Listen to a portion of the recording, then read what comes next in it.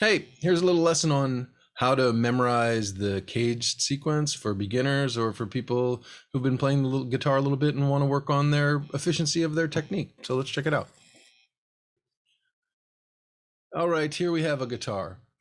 So in case you haven't been informed, the CAGED sequence is just a simple artifact, we could say, of the tuning of the guitar, that we have 5 different open chord shapes. There's your C shape and your A shape, you might play this way, and your G shape, you might play this way, and your E shape and your D shape. All other major chords on the guitar are simply these chords, but employing either a capo or a bar. I take my E shape and I switch it out to use my first, instead of using my first, second, and third fingers, using my second, third, and fourth. And then I can move it up to an F or an F sharp or a G or anywhere I might like to go. Okay, so it's not only useful for chord voicings, which I guess I should say, the CAGED sequence proceeds, why we call it the CAGED sequence is that the shapes of these chords proceed up the neck in the order of the letters of the word caged. So first you have a C shape, and then you have an A shape, and then a G shape. You're probably not going to play it this way, but you might play part of the shape like this. You might bar your first finger at the 5th fret and use a pinky or other finger at the 8th fret of the high E and just play those top 4 strings.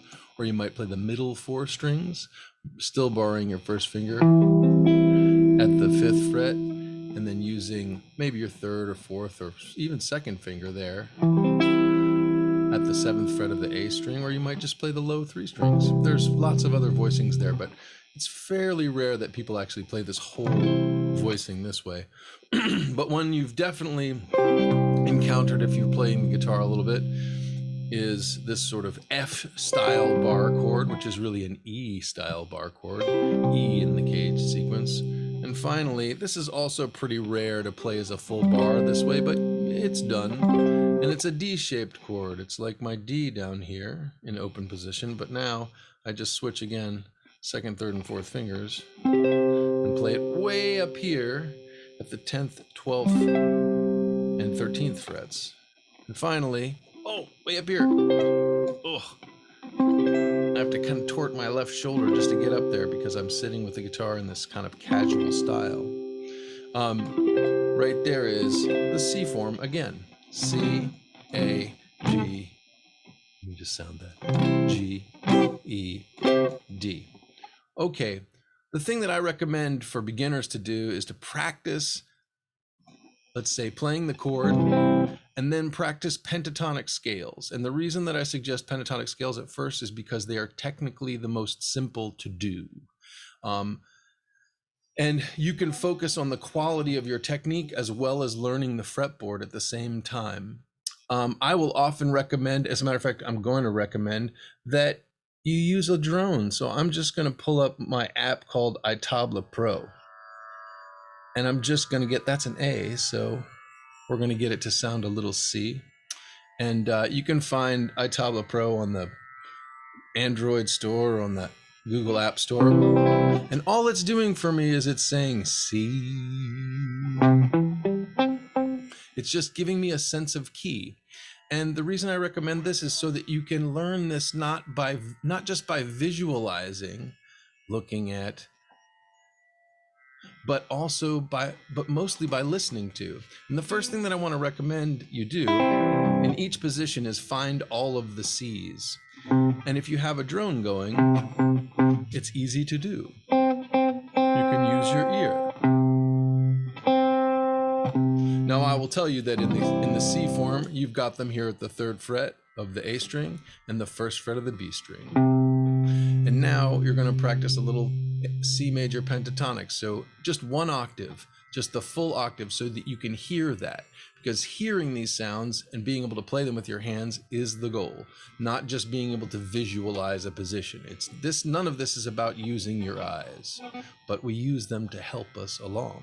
So there we play the 3rd fret of the A, open D, 2nd fret of the D, open G, 2nd fret of the G, and 1st fret of the B string. And now you have a full 1 octave scale. There's a very famous song that starts something like, and that's a major pentatonic scale. There's another one that goes,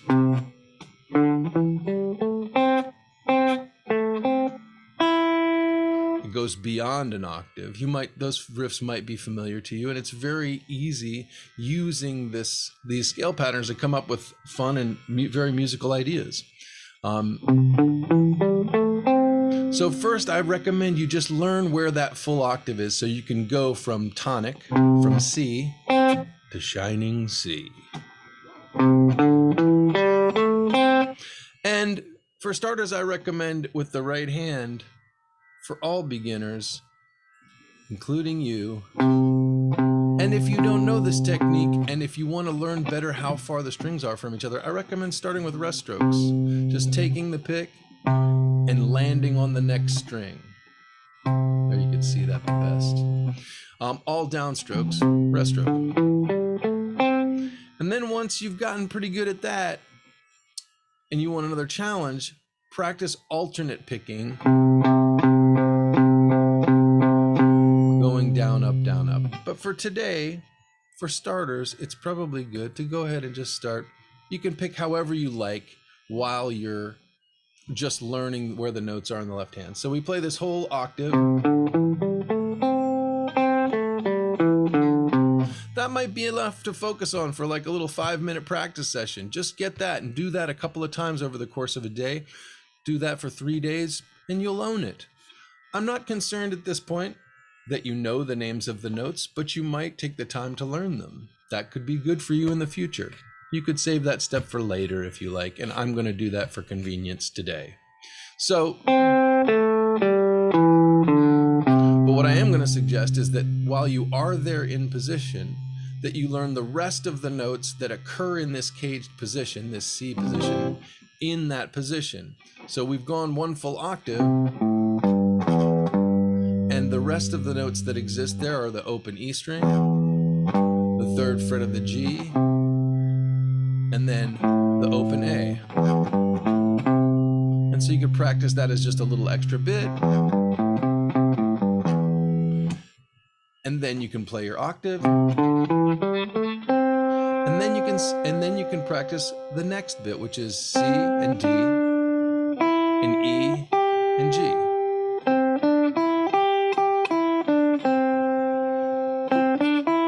Notice how this is a repeat of this pattern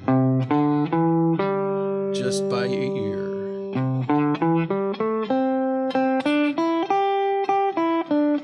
I think it's far more important to take your time and just go as slowly as you need to really hear what it is you're doing, because music is about sound. And the last thing I want to say about how I'm playing this is that the approach is going to be what I call 1 and all technique, where you're fretting either with your first finger or all of your fingers, meaning 1 through 4. And the reason we do that is so that you don't have fingers that aren't working and get confused and don't know what to do, which can add tension to your hand in the beginning. This is a very useful technique in the beginning, or if you're working on excess tension in your hand, to let it up. Now here in open position, I'm already breaking the rule. This is the only place I'm going to break this rule, which is I'm going to say that in open position, if you're playing at the 2nd fret, you can use your 1st and 2nd fingers together. Notice when I do, my 3rd and 4th fingers are just coming along for the ride. I'm just trying to avoid any excess tension, the fingers creeping back here or shooting up there or doing funny things. So if you find that your hand is doing that, this is a good time and a good way to work on that efficiency of that technique. Notice how my hand is staying small and quiet, I would say. It's just very efficient. There's no extra work going on. And that's what I'm working on. I'm working on learning the position, hearing the sounds, and avoiding any extra work possible. Now, I'm just going to take a moment to say a little bit more about that. One thing about the technique, what I'm trying to suggest is that you want to use as little work as possible to accomplish anything. That's what good technique is. Good technique is finding the easiest way to do something, or shall we say the most efficient way.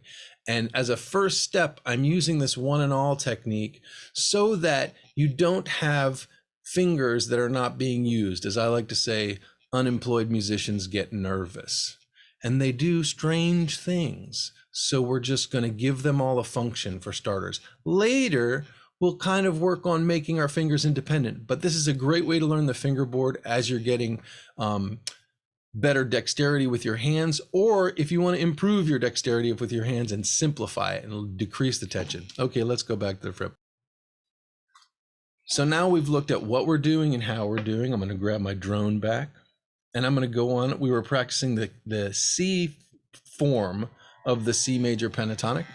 And now I'm going to go ahead up, and I would recommend playing that C chord and then practicing it. So C.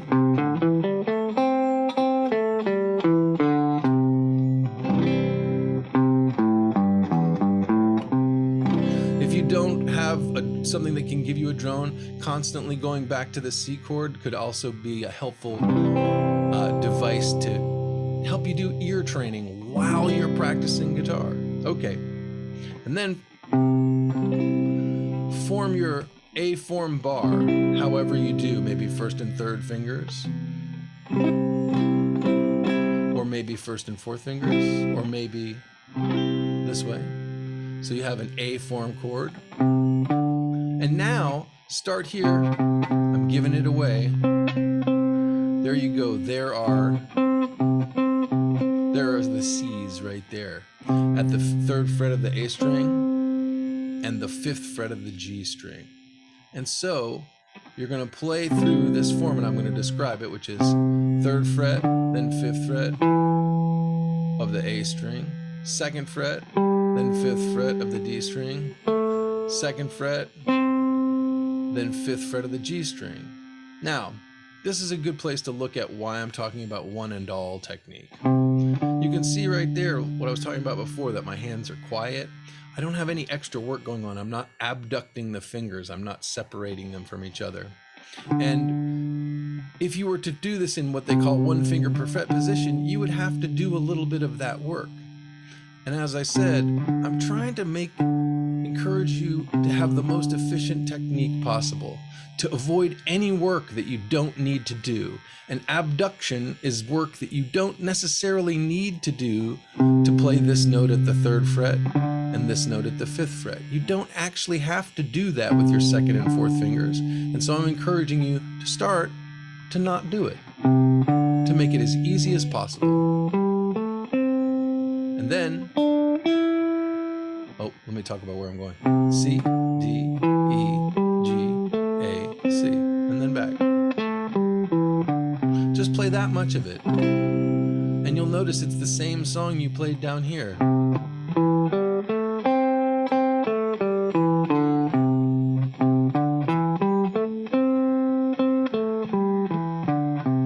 Very good. It's important to have rest phases in your playing to make your technique efficient. So I'm kind of building them in with the one and all technique. I'm letting your hand relax here. Very good. And then, just as we did in the lower position, in the C position, explore the other notes of that CAGED sequence. You can find diagrams all over the internet, and I'll link to one here in the comments, or in the description rather. So you can have a fretboard diagram of where these notes are.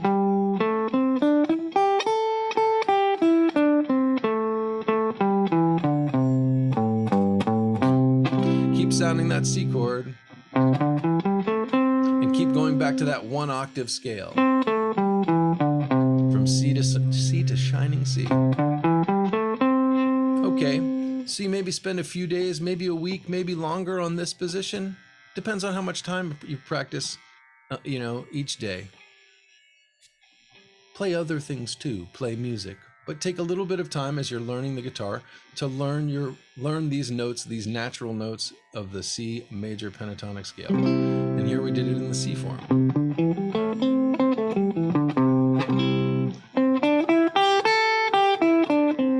There I'm going from the higher octave C here at the 5th fret and just playing everything else in the position and listening to it with my drum.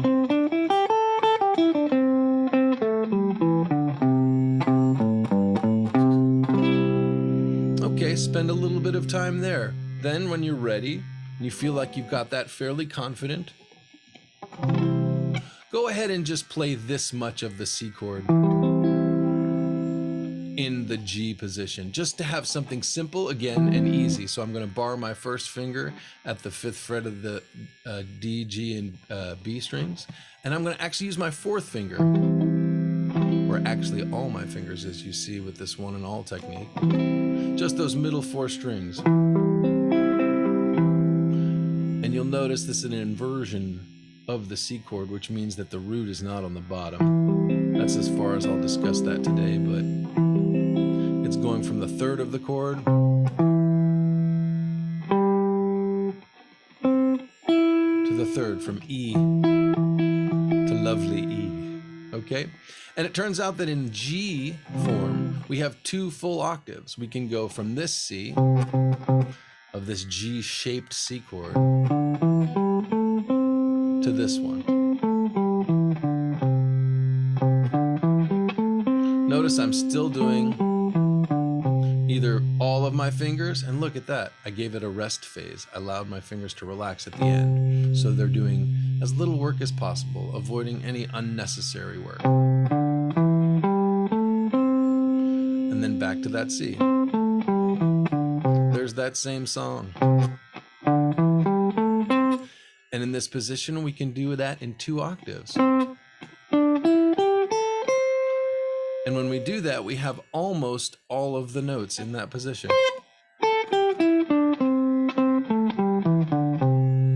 Something sounds a little funky to me, I must admit. Hang on.